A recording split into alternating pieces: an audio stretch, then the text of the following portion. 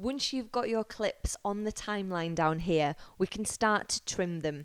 So there are a number of ways you can move things around and edit the ins and outs once it's down on this timeline.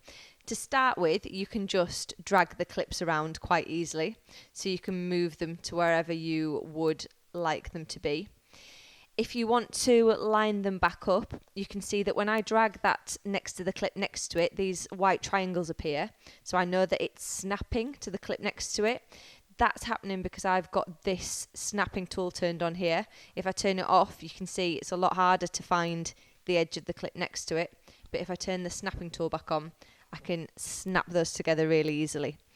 Like the previous tutorial, if I drag and drop that clip over the top of the one next to it, it's going to overwrite it. It's going to cover it up.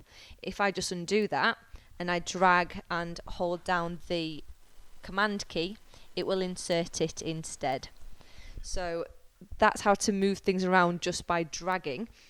If you want to change the in and the out point, you can see when you hover at the edge, you get this red arrow. So we can just drag out the start or the end of a clip if we want to change where it starts and stops. If we want to be a bit more precise about this, because it's hard to tell exactly where things are starting and stopping, you can click on the edge that you'd like to change. So I'm going to select this one. Hold down the Alt key and use the arrow buttons to move the clip out one frame at a time. You can see it's moving really slightly there, but it gives you a bit more control over how much you want to extend the clip. The same if I click on this side, I can hold down the Alt key and press the arrow keys to tab out one frame at a time.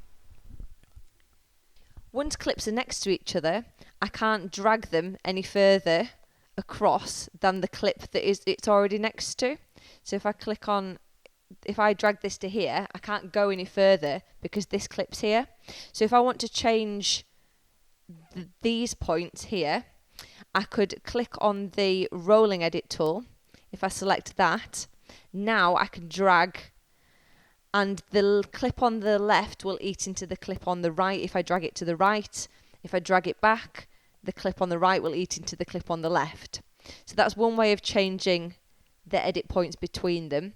But sometimes you'll want a bit more of this clip, but you won't want to eat into the clip next to it. You want this to stay as it is, and you'll need to add more frames into this section.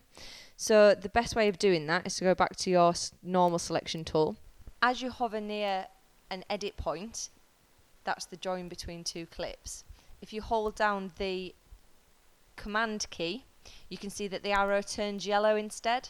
So if you hold down that Command key, the arrow turns yellow, and you can drag out the clip in the middle, and all it's doing is pushing this clip on the right further away. It's not eating into it like the rolling edit tool did. It's just adjusting the clip in the middle and not altering the values of this one. So if I do that again, I'll hover with the red one. When you press down the Command key, I could decrease the length of this clip in the middle, and this clip will just move up. If you would like to do this frame by frame, then you can click on the join, hold down the Alt key, and then use those arrow keys to just move across one frame at a time.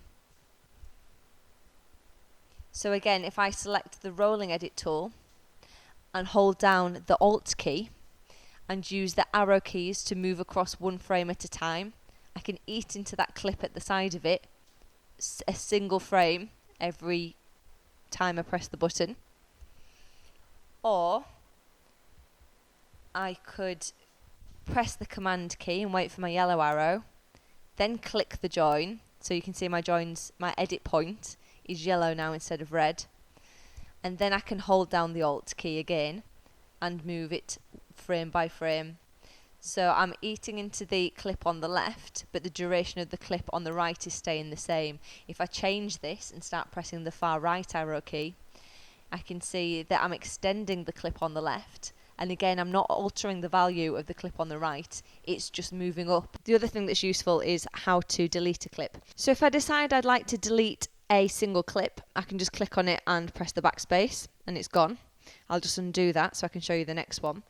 If I would like to just delete a part of this, I could put an in and an out, and when I press the backspace, it will just delete the section that I've chosen between the in and the out. I'll undo that again. The other way of doing this is to lift using this button, and the shortcut for that is a semicolon.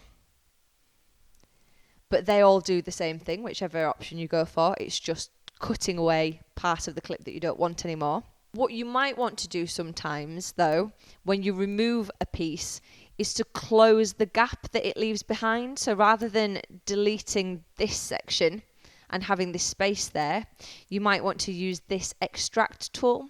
So if you put in your in and your out and use the extract tool, it will close the gap that was left behind. The shortcut for that, as you can see there, is an apostrophe. So if you just press the apostrophe key, it will remove that section and close the gap behind it.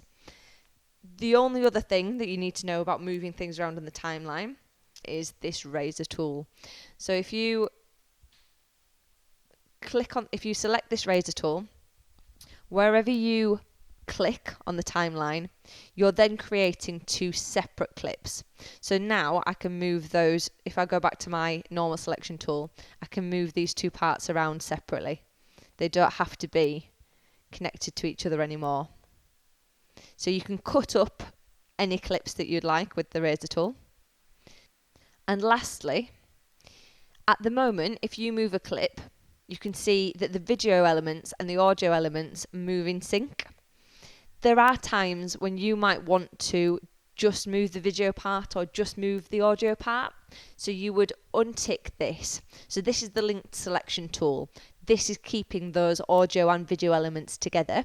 If you want to move them without each other, turn off the linked selection tool, and then you can just move the audio and the video separately. But these red numbers will appear.